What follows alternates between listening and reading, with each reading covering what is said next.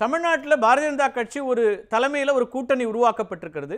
இப்படி ஒரு கூட்டணி உருவாகுன்னு எதிர்பார்த்தீங்களா? நாங்கள் இங்கே வலுவாக வளர்ந்துருக்கிறோம், எங்கள் தலைமையில் கூட்டணி வந்திருக்கிறது, போட்டி எங்களுக்கும் திமுகவுக்குங்கிற மாதிரி ஒரு பரப்புரை இங்கே அவங்க முன்வைக்கிறாங்க.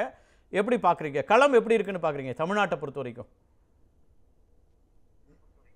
இந்திய கிரிக்கெட்டில் டெஸ்ட் டீம்னு ஒன்று இருக்கு, அப்புறம் இந்தியா ஏ டீம்னு ஒன்று இருக்கு, இந்தியா பி டீம்னு ஒன்று இருக்கு, இந்தியா அண்டர் 21 ஒன்று இருக்கு.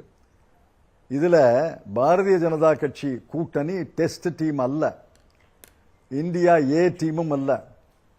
வருஷப்படுத்தி பார்த்தா இந்தியா எக்ஸ் டீமா இருக்கும், அல்லது இந்தியா ஒய் டீமா இருக்கும், அல்லது இந்தியா இசட் டீமா இருக்கும். எங்க தலைமையில கூட்டணி எந்த கட்சிகள் இருக்கு?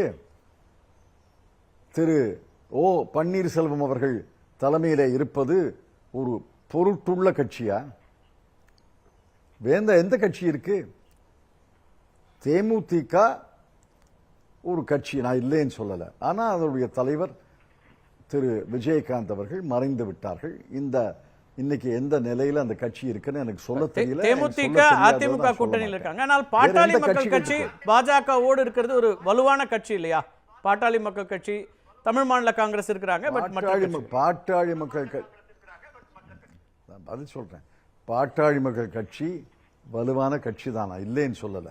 சில மாவட்டங்களில் அவர்கள் வலுவான கட்சி தான். ஆனா பாட்டாளி மக்கள் கட்சிக்கு ஒரு ராசி இருக்கு, அந்த கட்சி சேருகின்ற கூட்டணி தோற்கும் என்று ஒரு ராசி இருக்கே.